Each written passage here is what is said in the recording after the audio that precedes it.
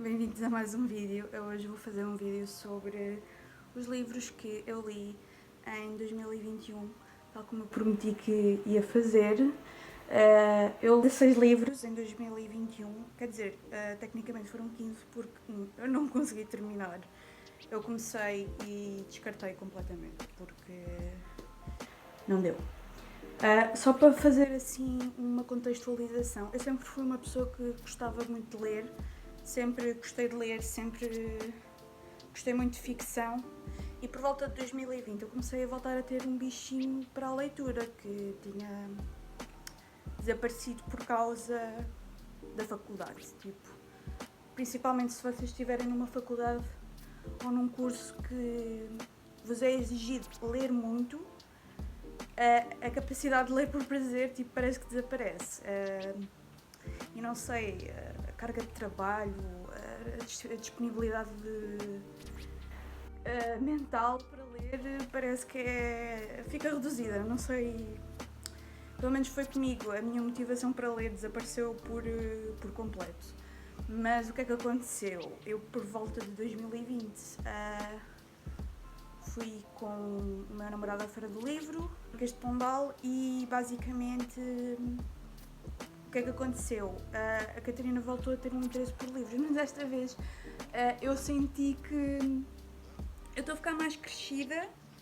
E é assim, eu já tinha tido esta maneira de pensar há uns anos atrás, que é, eu já estou mais crescida, tenho que começar a ler mais clássicos, tenho que começar a ler livros mais requintados, mais para a minha idade, menos o YA. E ok, de facto, é assim, na altura eu ainda gostava de ler o YA e coisas assim mais levianas, mas eu acho que até foi um bom empurrão, mas eu acho que é um bocado tolo pensar que já não tenho idade para ler isto, vou começar a ler outras coisas, tipo, isso é completamente ridículo, mas eu obriguei-me a ser assim e eu sinto que isso até tem contribuído para a minha paragem de leitura durante algum tempo. Mas em 2020 voltou a acontecer uma coisa parecida. Eu quero começar a ler coisas de adulto e coisas mais sérias, portanto vou começar a ler non-fiction. Non-fiction, tipo, depende do tipo de non-fiction que se está a ler. Autoajuda e coisas assim. Opa, não sei. Eu comprei alguns, não li. Li para aí umas páginas do How to Make Friends and Influence Others, do Dale Carnegie. Eu vou dar cabo de todos os nomes durante este vídeo, já percebi, tipo, esqueçam, não vale a pena. Mas eu tentei ler esse livro, tipo, o desinteresse apoderou-se de mim rapidamente, tentei ler os 5 linguagens de amor, acho que é assim a tradução mais ou menos direta para o português, Gary Chapman. Ali para aí 3 páginas, 5 páginas, não sei, lá está, o interesse não se manteve. É assim, eu não vou completamente desistir destes livros, até porque alguns eu paguei por eles, não é, na Feira do Livro, para os ler, mas assim, a autoajuda, esse tipo de livros, como estes dois que eu referi agora, tipo, não funcionam muito bem. Mas depois há outro tipo de non-fiction, que é mais os memoirs, as memórias e livros de essays, de histórias curtas sobre o autor. E eu não sei se me informei pouco ou se de facto só se deve ler este tipo de memórias quando se tem um certo interesse ou muito por o tema que é falado ou pela pessoa que fala dos assuntos no livro, mas eu tentei ler o Furiosamente Feliz da Jenny Lawson. Já li bastante, li para aí 70 páginas, não sei, que novamente perdi o interesse, mas eu sinto que já estava a aproximar-me mais ou menos daquilo que eu gosto de ler na não-ficção. Mas mesmo assim, não sei, faltava qualquer coisa. E até que eu me apercebi 2021, tipo, ler é fixe, vou voltar a ler o que li. Pronto, acho que até li bastante. Um dos livros que eu li, eu acho que é considerado um livro gráfico, uma fábula infantil, mas é um livro que dá muito para refletir sobre a nossa vida, sobre a nossa filosofia de viver. E é o The Boy, The Mole, The Fox and the Horse, Charlie Mackesky. Não faço ideia como é que se diz o nome do senhor. E eu quase que chorei a ler este livro, sinceramente. O livro basicamente é sobre um rapaz que vai conhecendo estes animais e vai falar com eles sobre o tema das amizades. E do que é ser amigo, do que é ter pessoas ao nosso redor que gostam de nós. Os desenhos são lindos, a história é curta e é sentimental. E há um audiobook grátis no YouTube do livro, portanto não precisam de comprar nem descarregá-lo, basta ver o audiobook, acho que é tipo 10 minutos, 15 minutos e está lido, basicamente. O próximo livro foi o Emergency Contact, da Mary H.K. Choi. É assim, este livro é basicamente um livro de romance.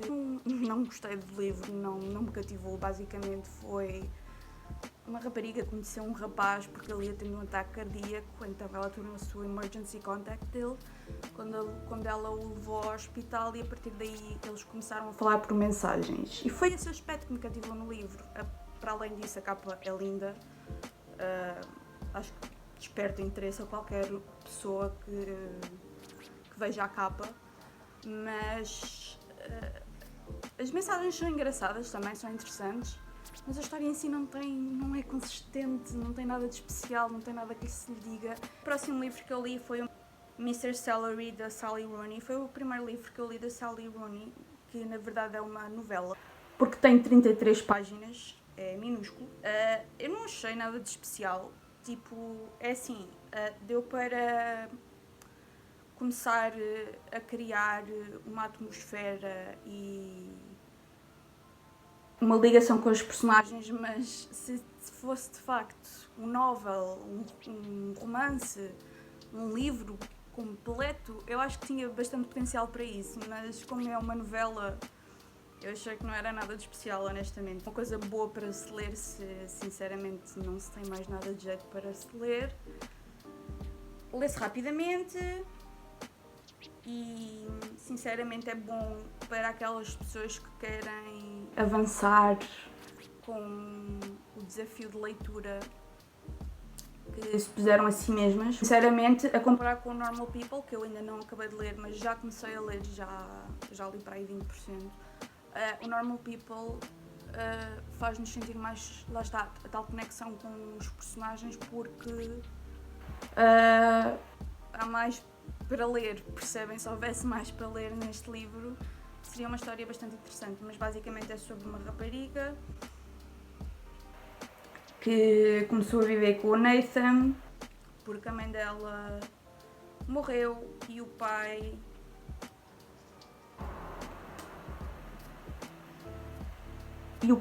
é uma personagem assim difícil de se lidar com, portanto ela decidiu que não tinha para onde ir, então acabou por ir viver com o Nathan. E basicamente é sobre isso, é sobre ela estar a voltar da faculdade para casa e ela a falar com o Nathan, é pouco mais que isso. E pronto. Passando ao próximo livro, eu li o segundo livro da série da Myra Dyer. Li o The Evolution of Myra Dyer, da Michelle Hodkin. Gente, esta série é intensa. Eu já não pegava neste livro há imenso tempo. A personagem principal não é de confiança, não podemos estar a ler o livro descansados de que ela está a dizer tudo o que é realidade, tudo o que ela diz é verdade, tudo o que ela diz está certo, porque não é, porque ela basicamente tem algumas perturbações mentais, sofre de um grande trauma, muito perturbação de stress pós-traumático, alucinações, tanto auditivas como visuais. Ela não é de confiança porque ela diz uma coisa e depois confirma-se que é outra, mas basicamente é um livro sobre uma rapariga cujos amigos morrem todos num desabamento de um edifício e ela é a única sobrevivente. E lá está, por causa disso ela sofre de um trauma, fica com estas perturbações todas, mas ela depois acaba por descobrir que ela tem um certo poder, porque ela pensa, quem me dera que aquele cão tivesse morto. E passado um dia ela passa pelo sítio onde estava aquele cão, onde aquele cão costuma estar sempre, e o cão está morto. E ela começa a ficar tipo, what the fuck? Tenho poderes ou o que é que está a passar? Depois vamos falar do Ugly Love da Colleen Hoover.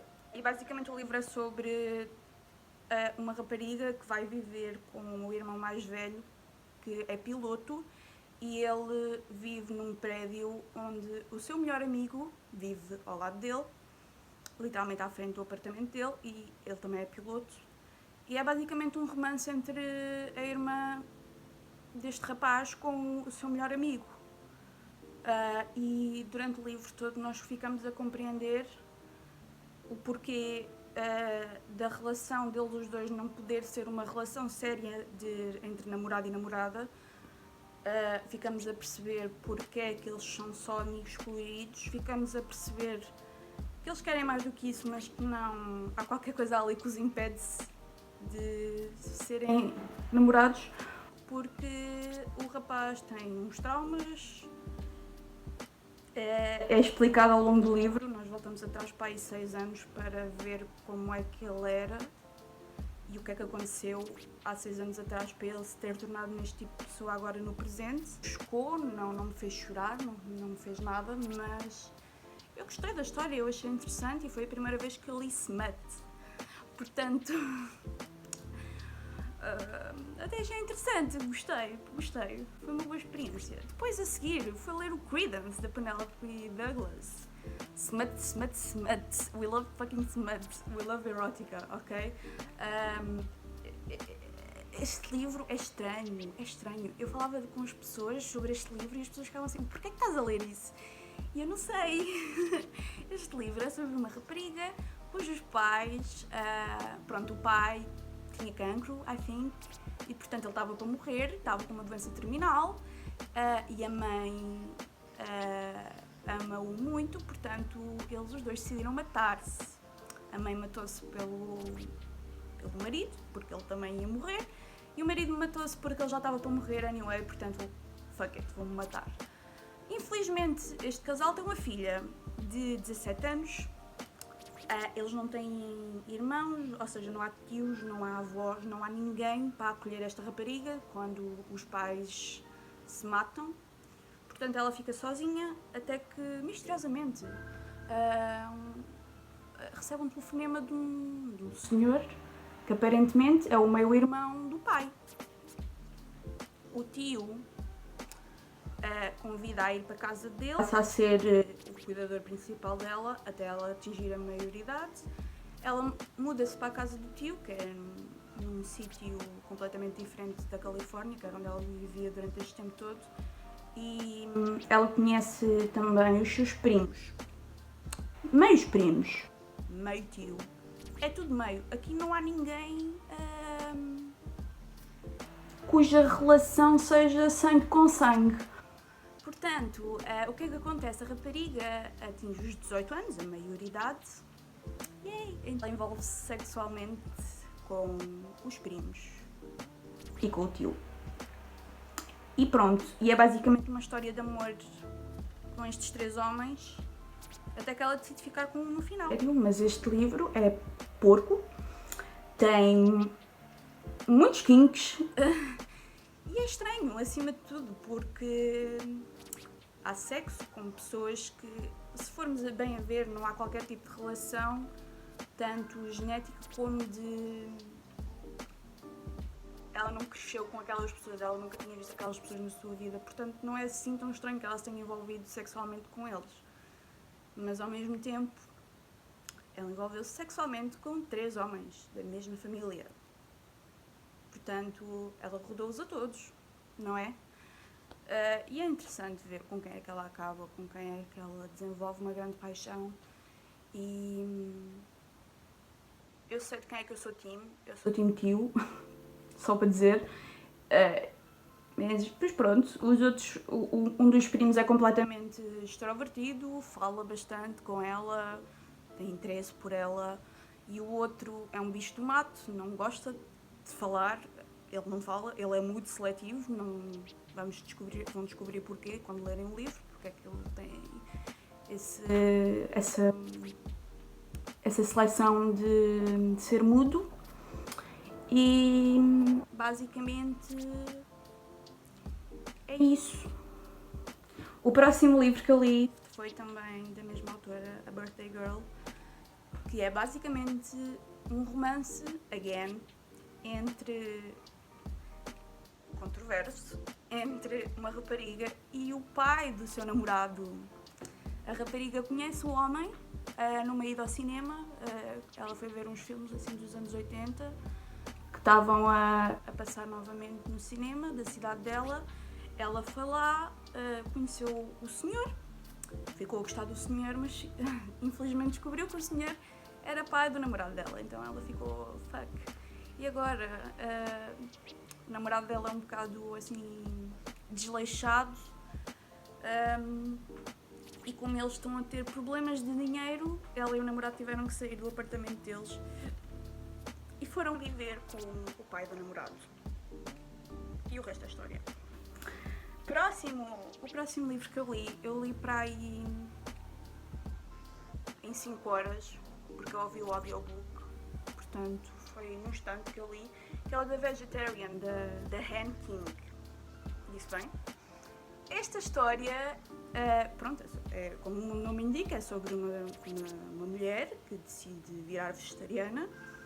No entanto, eu achei este livro interessante porque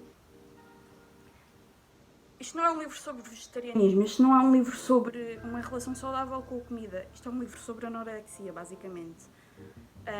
Trigger warning para isso, porque é um bocado complicado estarmos a ver a história dela, a relação dela com o marido e com outras pessoas, que o livro está dividido em 3 partes, então ela demonstra a sua relação com outras pessoas e a sua relação com a comida, e ela infelizmente tem um distúrbio alimentar.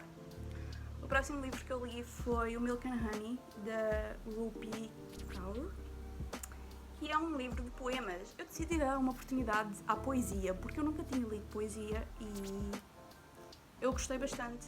É assim, é um bocado Tumblr, é um bocado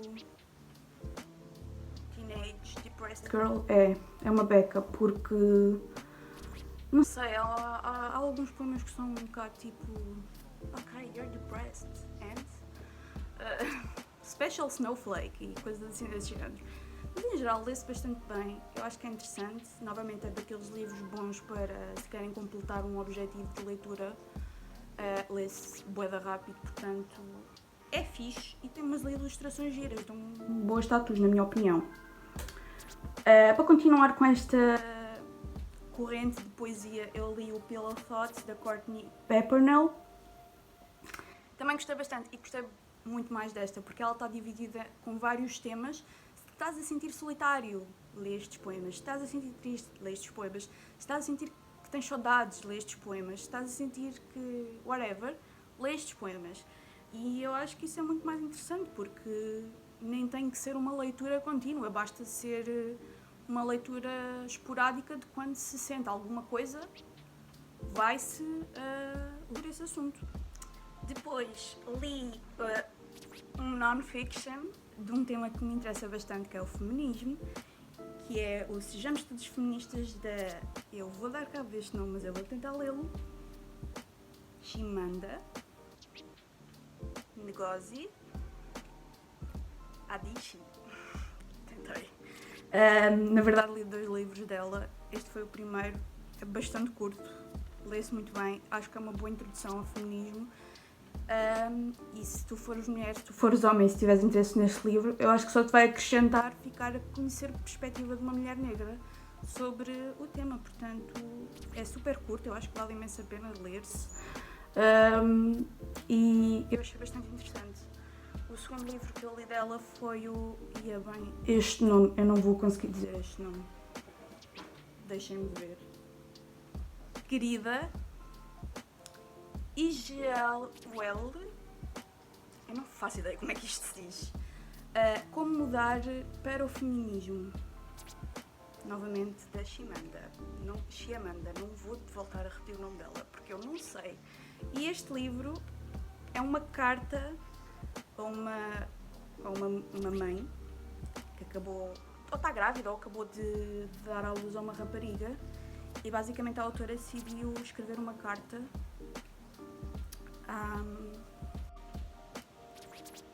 Está a ficar boa da escuro, portanto eu vou tentar ligar as luzes.